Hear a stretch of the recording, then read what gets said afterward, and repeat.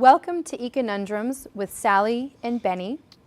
You might recall this is the second, numero dos, of the Econundrums show here. Econundrums 2. Numero dos. Hey, peace, like peace for the new year. Absolutely. Nice. I like that. Speaking of New Year's, Happy New Year's. Thank you. Thank you so much. I can't believe it's been 6 months since we did our first recording of Econundrums back in July. It's been that while. A lot has transpired. Yes. For sure. So Happy New Year to you as well, Benny. Thank you. And if you don't mind me saying, Happy New Year's to the folks Absolutely. out there in TV land. And I'm feeling really good about this year. You know, I haven't landed the gig of my dreams yet either, and I'm sure a lot of other folks haven't either. Things are still tough out there, but I know I've been busy and you've been busy, so I have.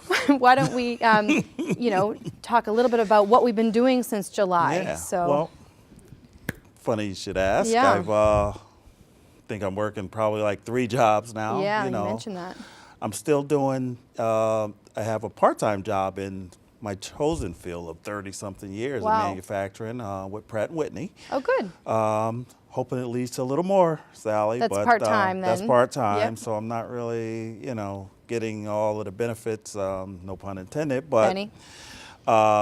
yeah, and I'm doing now that it's wintertime, instead of the landscaping, Yeah. I've been doing some plowing.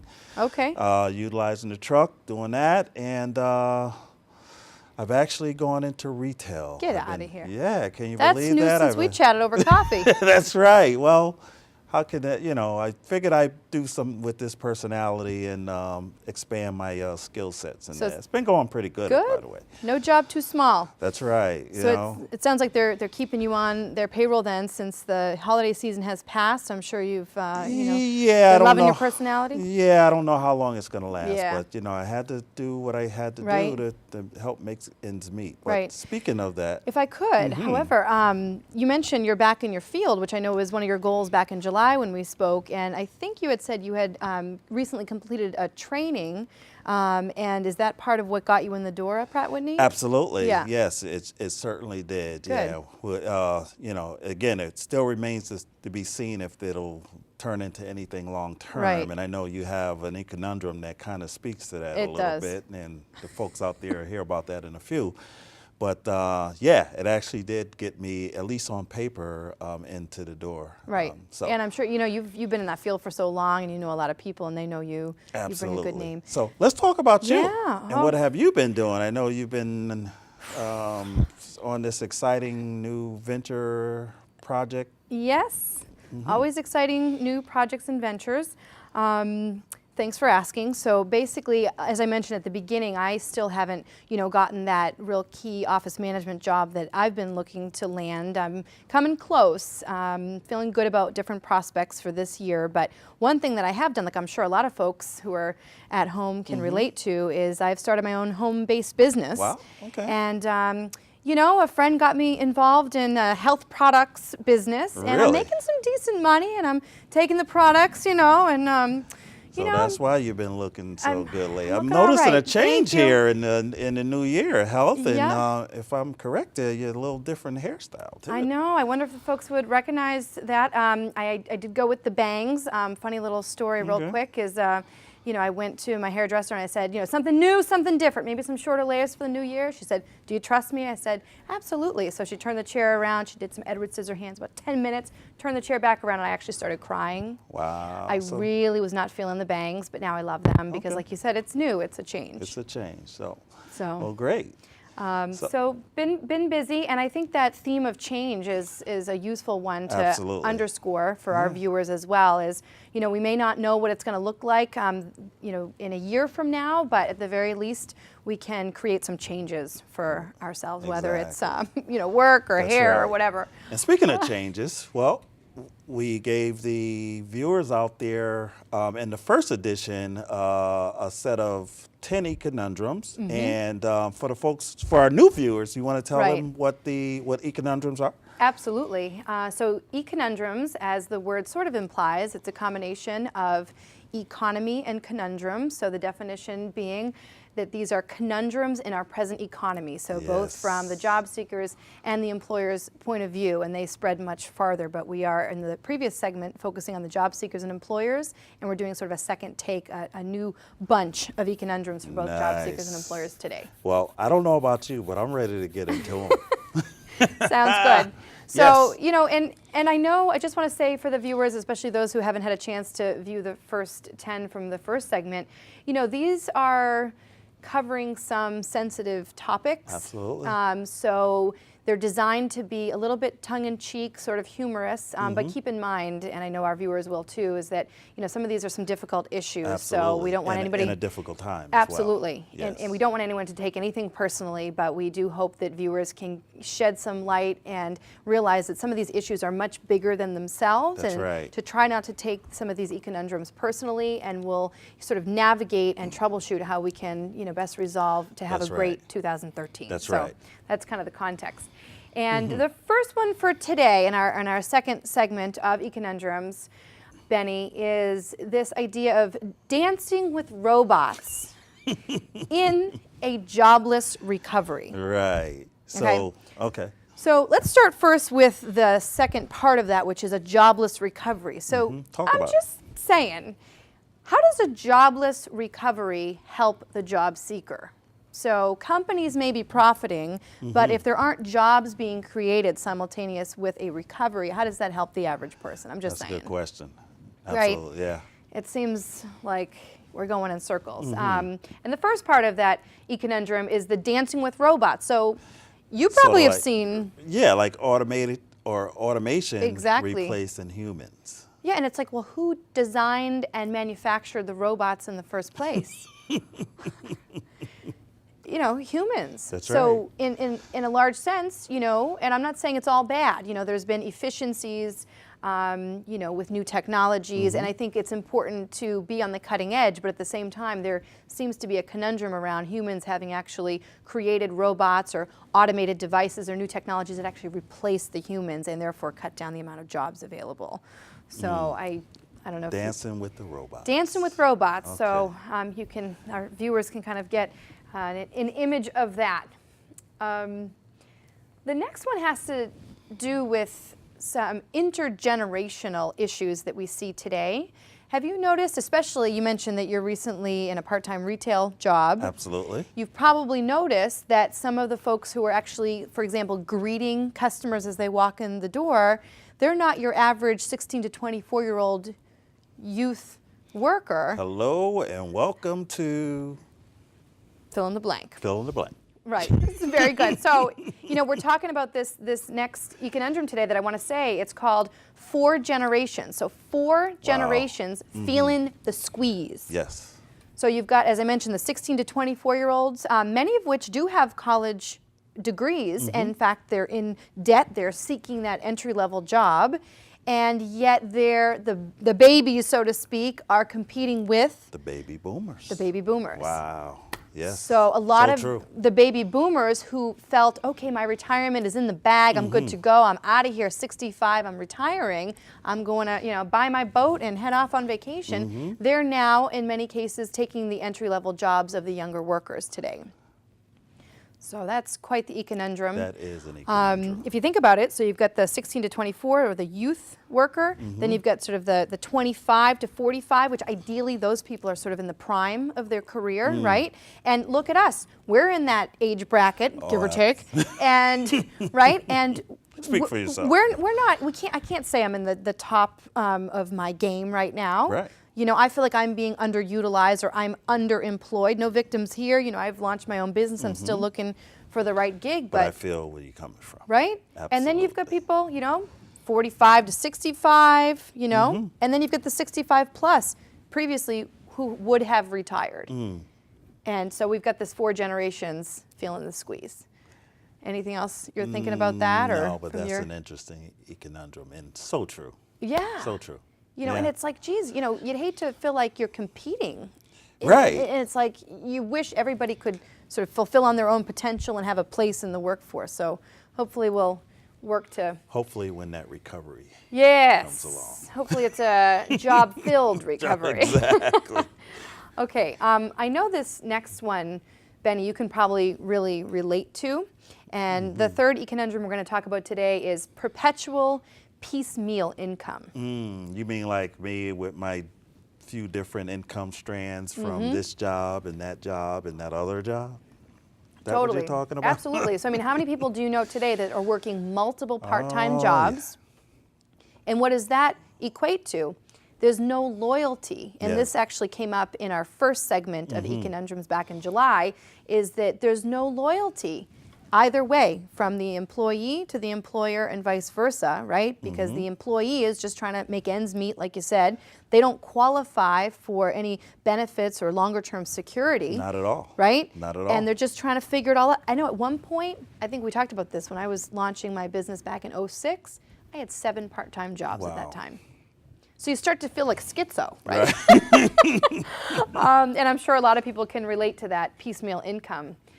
It's not easy to juggle all that.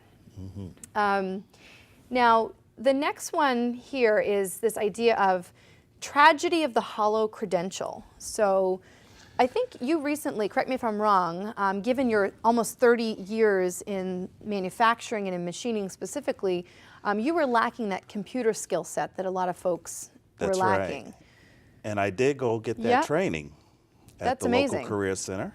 And I think that's part of what had you get in the door for this new part-time. Where I'm at now. It's part-time, but it's, at Absolutely, least but it's in your field. Absolutely. Right? Yes. So I think for a lot of people, especially if they never had the kind of background that you had, and they have a new credential, like in your case, it was the CNC or the computer numeric controls, where now you're able to integrate that skill set and you're that much more competitive, but you're still able to build from your past experience. Absolutely. But even still, you were telling me something over coffee the other day in preparation for the show, that it wasn't just a shoe-in. Just because you got this CNC credential Not at didn't mean all. you had actual experience with it. Absolutely not. So how'd you They were work that? looking- Well, you know, I do good in face-to-face, and Right. I look good on paper. You sure do. Yeah, sorry. So it got me in the door. Yeah, And they gave me a shot, you know, and I do Right. have almost 30 years experience Right. in factory work, so, that's true. you know. But that's a great point, is they kind of took a shot with you. They needed somebody who had that technical skill set. You had just gotten the training. You didn't necessarily have the experience, but Right. you used your people skills or your success skills Right. to really get in the door for that part-time. That's right. awesome. Still an Econundrum. It's still an Econundrum for sure. Absolutely. Now the next one is a little bit on the sensitive side, and I know you and I can both relate directly to this next Econundrum that we're calling underground economy thriving. Wow, yes. Yeah. So, without giving too much detail, Yeah, we don't want to go. you know what I'm saying? But- We know that people got to do what they got to do. I mean, what do you know about the Absolutely. underground Well, I know, economy? you know, I mean, and I kind of fit into this a little bit because, you know, a lot of the work that I do with the snow plowing, you know, I get paid cash and under the table. And I know quite a few people who have gone in that direction now because, again, we got to do what we got to do, Right. Sally. I hear you, Benny. And there's a lot of people out there who is working sort of on the down low and getting paid that way. Right, and it's, you know, it's not necessarily something that people strive for, but it's one of those things, it's an interim step that for some people becomes a more extended period of time than they had first realized. Absolutely. So it's just one of those things that we'd love to get sort of a more accurate snapshot of the real economy and, you know, make it an incentive for people to be entrepreneurial versus feeling like you have to be in the shadows That's around right. that. I think that's something important. I can't tell you I've got the, you know, solution for it, but I do think that that's something we need to talk through a bit more. And I just want to take a quick pause since we're at number 5. And in case some of our viewers didn't actually have a chance to look at the first segment back in July, Yeah. it's probably helpful to just remind people quickly, speaking of entrepreneurial ventures, that, you know, we're just like everyday job seekers. That's right. And for those of you who watched our first segment, you may recall that Benny and I actually met down in Springfield a number of months back at a job fair, and That's a woman right. had overheard us introducing ourselves as Sally and Benny. And Benny. And what did she think we said? Salary and benefits. Right. So we said, hold up. We have a really great show that we could create. So That's right. salary and benefits, you don't hear that too often. So we came together That's to right. create this show. And we just happened to be called Sally and Benny. Absolutely. So. And you put in that creative spirit of yours and entrepreneurial spirit and put together these Econundrums, and voila, here we are. So, you know, Econundrums with Sally and Benny. By the way, and you know, thank you to Northampton Cable TV for putting this together. We have come a long way since I scribbled down. Remember, I did the bubble letters and the magic marker. That's right. We come a long way. So we really have. We're proud of that. making that progress there. Moving on up. That's right. So that's the theme. We got to be moving on That's up this right. year, all of us, right? And change. Absolutely. And change, for sure. Okay, let's move on to number 6 for today, which is what I'm calling off the charts. I love that term. Off the charts. So- I say it all the time. It's sports, Yeah. mind you, but Exactly. anyway. So at first take, it sounds very positive, right? Like, oh, that's off the charts. Like when I know when my son was born, I'm like, oh, he's so cute. He's like off the charts Right. cuteness. But we're talking about something a little bit less uplifting, which is the Right. reality that so many unemployed or underemployed people Yeah. have just simply dropped off the radar, so to Right. speak. Exactly. Another term, off the charts, Exactly. off the radar. Right. Yes, absolutely. And as you were saying in prep, I think the off the charts has got that sort of spin to it. It sounds like, Yeah, oh, it's that's more catchy. clever. That's Yeah, clever. yeah. So we went with it. Yeah. But in a sense, we're talking about the people that have, largely fallen off the radar screen for, employers and even policymakers. Oh, that, absolutely. what has happened to all these people that have ended up on their cousin Harry's couch, thinking Are it they was a even being 2-week counted? stint, not being counted. Not being counted. Right. So I mean, Are they voting? are they voting? Right. So it's one of those Off the things charts. off the charts.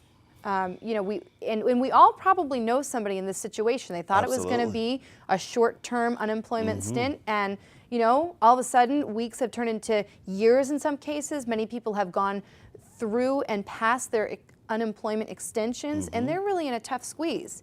And if you recall from the last Econundrum segment, there was that little major Econundrum where there's one, I believe we called it long-term unemployed That's need right. not apply. Oh, absolutely. So you've got these Yeah. people that have been unemployed for so long, That's they've right. honestly, they've lost confidence, Oh, absolutely. faith in themselves, Yeah. but the employers are thinking what?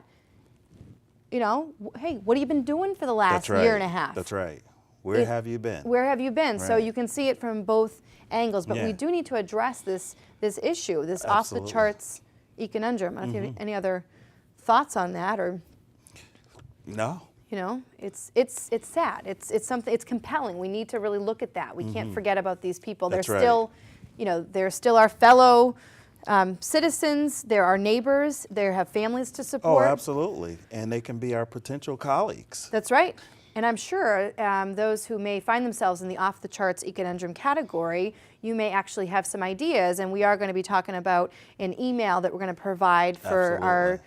viewers to actually provide us with ideas and other specific Econundrums. If you fall into any of these or other categories, we'd love to hear from you. So I just looked into the camera, so it's a perfect segment to number 7 for today, I think I know what this one is. which is screen time overdose. Say that again? Screen time OD. Okay. You know what I'm saying? I mean, people are always whipping out their mobile devices. I mean, I see it all the. What did you say? I mean, you playing with me or? So yeah, I mean, right? Hold up, Benny, work with me here. Okay. So here's the thing. You know that we've been at coffee shops, or you've been at a meeting, making a pitch, or even when you were in that interview for your last few jobs. Yeah, You know they pulled out their cell phone right in front of you. absolutely. Okay? And you walk down the street, what are people doing? They are texting, in some cases almost bumping into you. God What'd you forbid God forbid people are, God forbid, and please don't do this, driving and texting, that's a very dangerous stunt. Please don't do it. But the point is how many people, whether you're employed or unemployed, are just experiencing this screen time overdose? Overdosing on the screen. And what's the impact of that? If you're a job seeker who is plastered to your cell phone, or if you're a job seeker who is, behind your computer constantly, and you're just there praying for that perfect job to drop in your inbox, you might actually miss the opportunity. The opportunity. That's right. Because how do employers hire today? Regardless of all the technological advances, employers still, they want face-to-face. They want face-to-face. Absolutely. So if At you're... the end of the day. At the end of the day. Exactly. And I think you've certainly been moving and shaking and getting different gigs, even if they're part-time. You've got to be aware so that you don't miss opportunities that are presented every moment, right? That's right. Absolutely. So I thought that was, an interesting thing. Just a reminder that we need people to look up. And we need to not just tune in to media, but we need to tune into each other. That was sort of an epiphany I had recently. Absolutely, and I like that. I think that's Yeah. a great message in this particular Econundrum is tuning in to each other and to people. And to people. And to people in general. Right. And to each other. And Absolutely. It's an interesting thing because I believe it was the first Econundrum from the first segment that we talked about, like where have the humans gone? Oh, yes. And it feels like everything's online, right? And you get frustrated because you just want to deal with a person. Or if you call, people know what we mean. And we've got to somehow rehumanize the job search market. Absolutely. I think that's a great sort of goal. And with that, I think I'll put mines away. Hey, if you insist. Okay. Good call. Let me get a quick drink here. Okay, I had to get a drink in particular because this next Econundrum is, it takes a little bit more explanation because sometimes, as you know, my head, it makes a whole lot of sense in my head, and then, we have a coffee talk. I said, gosh, what the heck was I thinking? But this next Econundrum is convenience over creativity. So Okay. basically what I want to say about this is there are many big problems or Econundrums today. And we all know we've got to take new and creative approaches to resolve these Econundrums. We can't keep doing the same thing over and over again. Expecting different results. Exactly. And with all due respect, we all know that's the definition of insanity, right? Exactly. So we have, however, created sort of a monotonous culture. And you just look around, and no personal offense to the big boxes or those who manage those large operations, but you know what I mean, whether it's a fast food area where you've got a whole bunch of restaurants that look the same or big box stores, it could be like you're standing in anywhere USA. Right. And so people go to these big box stores out of convenience. They know what to find or what to order.